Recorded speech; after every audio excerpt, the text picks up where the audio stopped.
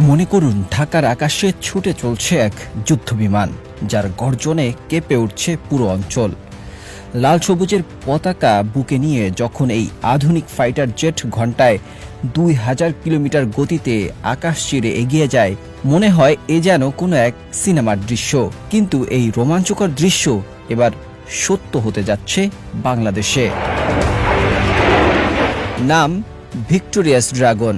চীনের তৈরি এই সেন্দু জেটেন্সি যুদ্ধবিমানটি এবার বাংলাদেশে আসতে যাচ্ছে। আর এই খবর প্রকাশের পর থেকে গোটা দক্ষিণ এশিয়ায় ছড়িয়ে পড়েছে আতঙ্ক। বিশ্লেষকরা বলছেন এটি শুধু একটি যুদ্ধ বিমান কেনা নয়, এটি এক নতুন শক্তির প্রতিধ্বনি। শেকড় থেকে শিখরে একসময় বাংলাদেশের আকাশে ভরসার প্রতীক ছিল পুরনো চীনা F7 বা রাশিয়ার MiG-21।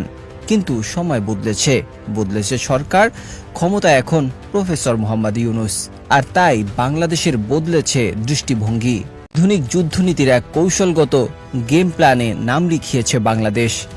আর এই খেলায় সবচেয়ে বড় চমক চীনের তৈরি চতুর্থ প্রজন্মের মাল্টিরোল ফাইটার জেট JF-17 থান্ডারব্লক 3, যাকে বলা হয় জেটেন্সি। এক কথায় এই যুদ্ধবিমান কম দামে সর্বোচ্চ ক্ষমতার প্রতীক।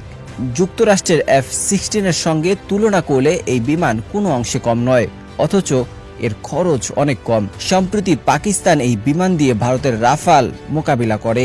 এখন এই ক্ষমতা বাংলাদেশেরও হতে যাচ্ছে। ডিফেন্স সিকিউরিটি এশিয়া জানিয়েছে বাংলাদেশ সরকার প্রাথমিকভাবে 16টি জেটেন্সি যুদ্ধবিমান কিনতে আগ্রহ প্রকাশ করেছে।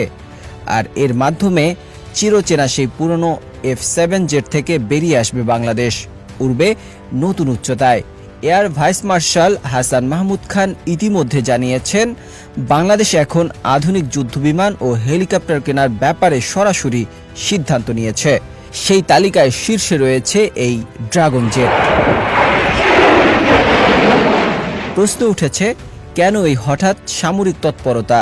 বিশ্লেষকদের মতে এর পেছনে রয়েছে মিয়ানমার ও ভারতের ভূরাজনৈতিক উত্তাপ। মিয়ানমারের জান্তা সরকারের বর্বরতা ও রোহিঙ্গা সংকটের দীর্ঘসূত্রতা বাংলাদেশের যুদ্ধনীতি বদলাতে বাধ্য করছে। চীন সফর শেষে বাংলাদেশ সেনাবাহিনীর প্রতিনিধি দল যে রিপোর্ট জমা দিয়েছে, সেখানে ড্রোন, আকাশ প্রতিরক্ষা প্রযুক্তি ও স্থানীয় উৎপাদন সংক্রান্ত দিকগুলোর কথাও এসেছে। অর্থাৎ শুধু কেনাকাটা নয়, দেশেই সামরিক সরঞ্জাম তৈরি করতে যাচ্ছে বাংলাদেশ। এই সব মিলিয়ে বোঝাই যাচ্ছে বাংলাদেশ এখন কেবল প্রতিরক্ষায় প্রস্তুত হচ্ছে না, বরং নিজেকে একটি অঞ্চলের মিনি মিলিটারি পাওয়ার হিসেবে প্রতিষ্ঠা করতে যাচ্ছে। এছাড়া ভারতের রাফাল কেনা, মিয়ানমারের সীমান্ত উত্তেজনা, সব মিলিয়ে বাংলাদেশ কোনো ঝুঁকি নিতে রাজি নয়। এবার সরাসরি বার্তা দিচ্ছে বাংলাদেশ এখন প্রস্তুত, শুধু প্রতিরক্ষাই নয়, প্রয়োজনে আক্রমণও। জেটেন্সি যুদ্ধবিমান শুধু একটি যুদ্ধবিমান নয়, এটি দক্ষিণ এশিয়ার আকাশে বাংলাদেশের উপস্থিতির ঘোষণার প্রতীক। আকাশ কার? এই প্রশ্নে এবার বাংলাদেশও নিজের নাম লেখাচ্ছে।